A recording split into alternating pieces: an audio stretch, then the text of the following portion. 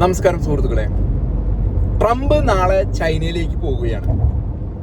Chinese president C ജിൻപിങ്ങുമായിട്ടുള്ള ഒരു ഉച്ചകോടി. ഇത് മാർച്ചിൽ പോകാനിരുന്നതാണ് ട്രംപ്. പക്ഷെ ഇറാനുമായിട്ടുള്ള യുദ്ധം കൊടുമ്പിരി കൊണ്ടിരിക്കുന്ന കാലമായതുകൊണ്ട് ട്രംപ് ആ യാത്ര മാറ്റിവെക്കുകയായിരുന്നു.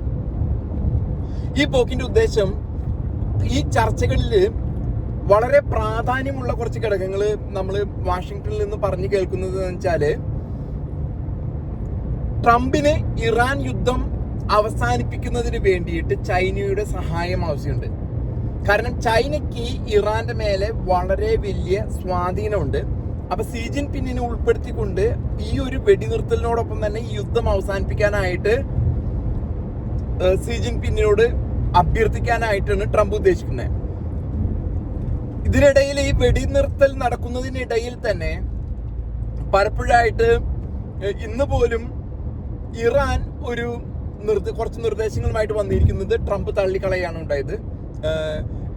അത്തരത്തിലുള്ള നിർദ്ദേശങ്ങൾ അദ്ദേഹത്തിന് സമ്മതമല്ല എന്നും, ഇങ്ങനെ പോയാൽ വീണ്ടും ഇറാനെ അടിക്കുമെന്നുള്ള ഒരു ഭാഷയാണ്. ഒപ്പം തന്നെ ഇരുഭാഗത്തു നിന്നുള്ള അങ്ങനെയുള്ള വാദപ്രതിവാദങ്ങൾ നടക്കുന്നുണ്ട്.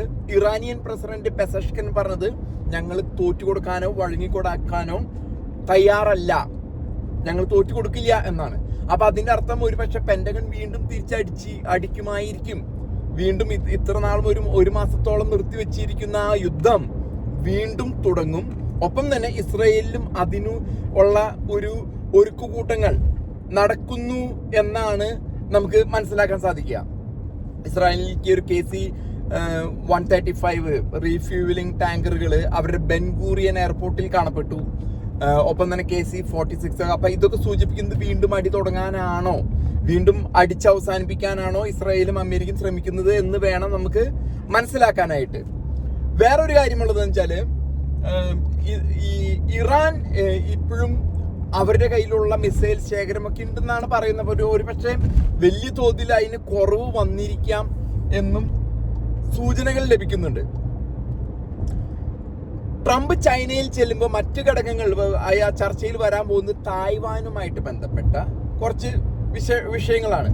തായ്വാനില് ചൈന പലപ്പോഴായിട്ട് അവര് ശ്രമിച്ചുകൊണ്ടിരിക്കുന്നുണ്ട് എങ്ങനെയെങ്കിലും അത് പിടിച്ചെടുക്കാൻ പറ്റുമോ എന്നുള്ളതും.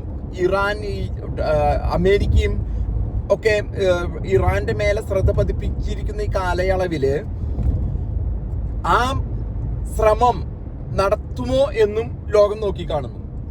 മറ്റൊരു വിഷയമുള്ളത് അമേരിക്കയും ചൈനയുമായിട്ടുള്ള ട്രേഡ്, വ്യാപാരം. അമേരിക്കയെ സംബന്ധിച്ചിടത്തോളം അത് വളരെയധികം നിർണായകമാണ് ഇവരുമായിട്ടുള്ള ആ ഒരു ചൈനയുമായിട്ടുള്ള ട്രേഡില്. കാരണം ട്രംപ് അധികാരത്തിൽ വന്ന് താരിഫുകളുടെ യുദ്ധം തുടങ്ങി. താരിഫ് എല്ലാ രാജ്യങ്ങൾക്കും, ഇന്ത്യ അടക്കം യൂറോപ്യൻ യൂണിയനും ചൈനയ്ക്കും എല്ലാവർക്കും താരിഫ് ഏർപ്പെടുത്തിയ ആ കാലയളവില് നമുക്ക് മനസ്സിലാക്കാൻ സാധിച്ചത്, അവിടെ ഈ ഒരു ചൈന കൗണ്ടർ അടിച്ചത് അമേരിക്കയ്ക്ക് മിനറൽസ് കൊടുക്കുന്നില്ല. ഈ മിനറൽസ് എന്ന് പറയുന്നത് ധാതുക്കള്, അത് വളരെ പ്രാധാന്യമുള്ളതാണ്. മിസൈൽ ടെക്നോളജിയിലും ഫൈറ്റർ ജെറ്റുകളിലും ഉപയോഗിക്കാൻ അമേരിക്ക അത് ലഭിക്കാതെ വന്നു കഴിഞ്ഞാൽ ധാതുക്കൾ ആവശ്യമുള്ള ഈ പറഞ്ഞ മാതിരി ലിഥിയം, അങ്ങനെയുള്ള അയൺ, അങ്ങനെയുള്ള ധാതുക്കൾ ചൈനയുടെ മാത്രമാണ് ആ ടെക്നോളജി ഉള്ളത് ഇന്നത്തെ കാലത്ത്. അപ്പോൾ അതിന് ബദലായിട്ട് അമേരിക്ക അത് കെട്ടിപ്പടുക്കാനായിട്ട് പല ഭാഗത്തും ശ്രമിക്കുന്നുണ്ടെങ്കിലും അത് സാധിക്കുന്നില്ല. ചൈന പിണങ്ങി കഴിഞ്ഞാല് ഇത്തരത്തില് ഒന്നാമത് ഈ യുദ്ധം നടന്നപ്പോ നഷ്ടപ്പെട്ട മിസൈലുകളുണ്ട്. അതിനൊക്കെ ഈ മിനറൽസിന്റെ ആവശ്യം, ഈ ഒരു ചൈനയിൽ ലഭിക്കുന്ന ആ ഒരു മിനറൽസിന്റെ ആവശ്യമുണ്ട്. ചൈന അത് നിർത്തിവെച്ചു. താരിഫ് യുദ്ധം വന്ന സമയത്ത് ചൈന പറഞ്ഞു ഇനി അമേരിക്കയ്ക്ക് കൊടുക്കില്ല എന്ന് പറഞ്ഞു. അതും കൂടി സെറ്റിൽമെന്റ് ആക്കാൻ വേണ്ടിയിട്ടാണ് ഇത്രയും നിർണായകമായുള്ള ഒരു സമയത്ത് ട്രംപ് അവിടേക്ക് പോകുന്നത്. ആ ധാതുക്കൾ ലഭിക്കുക, കൈവശപ്പെടുത്തുക, അത് ആവശ്യത്തിനനുസരിച്ച്. കാരണം നമുക്കറിയാവുന്ന പോലെ ജോർദാനിലും ടർക്കിയിലും ഖത്തറിലും ഒക്കെയുള്ള അമേരിക്കൻ മിലിറ്ററി ബേസുകളിൽ അടിച്ചപ്പോൾ താഡ് എന്ന് പറഞ്ഞാൽ മിസൈൽ ഡിഫൻസ് സിസ്റ്റം, അതിനൊക്കെ കേടുപാടുകൾ പറ്റിയിട്ടുണ്ടെന്നാണ് പറയുന്നത്. അപ്പൊ അതിന്റെ കോർഡിനേറ്റ്സ് ഒക്കെ കണ്ട് ഇറാന് കൊടുത്ത് അത് നശിപ്പിച്ചിട്ടുണ്ട്. അപ്പൊ അതൊക്കെ വീണ്ടും ഉണ്ടാക്കിയെടുക്കണമെങ്കിൽ ഈ പറഞ്ഞ ചൈനയുടെ സഹായം വേണം. ഈ ധാതുക്കൾ മിനറൽസിന്റെ വളരെ നിർണായകമായിട്ടതാണ്. അപ്പൊ ട്രംപ് ഈ വക കാര്യത്തിൽ 1 ട്രേഡ്, 2 ഇറാനായിട്ടുള്ള യുദ്ധം, 3 തായ്വാനിലെ സൗത്ത് ചൈന സീയിൽ നടക്കുന്ന ഈ പ്രശ്നങ്ങൾക്കൊക്കെ ഒരു പരിഹാരം കാണുന്നതിന് വേണ്ടിയാണ് പോകുന്നത്. നമുക്കറിയാം കഴിഞ്ഞ തവണ ഇവിടെ ട്രംപും സീ ജിൻപിങ്ങും സൗത്ത് കൊറിയയിലെ മറ്റു കണ്ടുമുട്ടുന്ന വേളയിൽ ഒരു ഫൈറ്റർ ജെറ്റും ഒരു അമേരിക്കൻ ഹെലികോപ്റ്ററും അത് വിമാനവാഹിനിയിൽ നിന്ന് പറന്നുയർന്നത് നിലത്ത് വീഴുണ്ടായിരുന്നു. വളരെ ദുരൂഹമായ സാഹചര്യത്തിലാണ് അത് കടലിൽ പതിച്ചത്, പസഫിക് ഓഷ്യനിൽ പതിച്ചത്. അപ്പൊ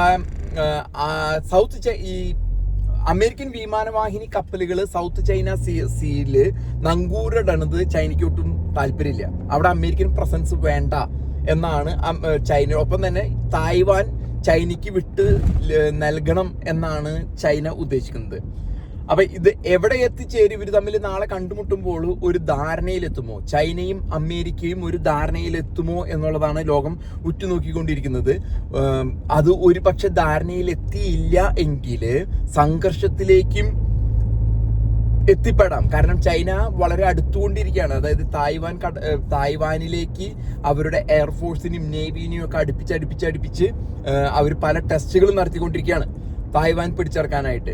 ട്രംപിന് വ്യക്തിപരമായിട്ട് തായ്വാൻ വിട്ടുകൊടുക്കുന്നതുകൊണ്ട് കുഴപ്പമില്ല. കാരണം പറയുന്നത് വിദേശത്തുള്ളൊരു രാജ്യം, ഒരു ദ്വീപ് കാത്തു പിടിക്കുമ്പോൾ അതും ചൈനയായിട്ടുള്ള നല്ല ബന്ധമുണ്ടായി കഴിഞ്ഞാൽ ട്രംപിന് ഒട്ടനവധി ഗുണങ്ങൾ കിട്ടും. ഇറാൻ യുദ്ധത്തിൽ ചിലപ്പോൾ വേണമെങ്കിൽ ചൈനയുടെ സഹായം ലഭിക്കാം.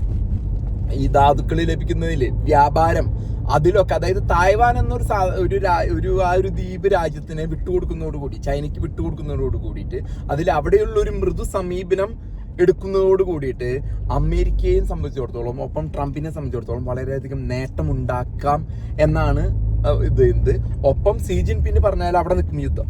സീ ജിൻപിങ്ങിനെ സംബന്ധിച്ചിടത്തോളം അവിടെ കുറെ ടെസ്റ്റിങ്ങുകളൊക്കെ നടത്തുന്നുണ്ട്, മിലിറ്ററി ടെസ്റ്റിങ്ങും. ഇത് എങ്ങനെയാണ് അമേരിക്കൻ വെപ്പൺസ് ഇറാന്റെ മേലെ ഉപയോഗിക്കുന്നത്, എന്താണ് ടെക്നോളജി. കാരണം അത് പഠിച്ചെടുക്കലാണ് സീ ജിൻപിങ് ഇപ്പൊ ചെയ്തുകൊണ്ടിരിക്കുന്നത്. കാരണം അവരുമായിട്ട് അമേരിക്കയ്ക്ക് ഒരു യുദ്ധം വരുന്ന സാഹചര്യം ഉണ്ടായി കഴിഞ്ഞാൽ അത് ഇവരെ സംബന്ധിച്ചിടത്തോളം, ചൈനയെ സംബന്ധിച്ചിടത്തോളം അവരുമായിട്ടുള്ള യുദ്ധത്തിലേക്ക് അത് ഗുണകരമാകും. അപ്പൊ ആ ഒരു ടെക്നോളജി, ആ ഒരു പഠിപ്പിക്കലാണ് ചൈനയെ സംബന്ധിച്ചിടത്തോളം നടന്നുകൊണ്ടിരിക്കുന്നത്.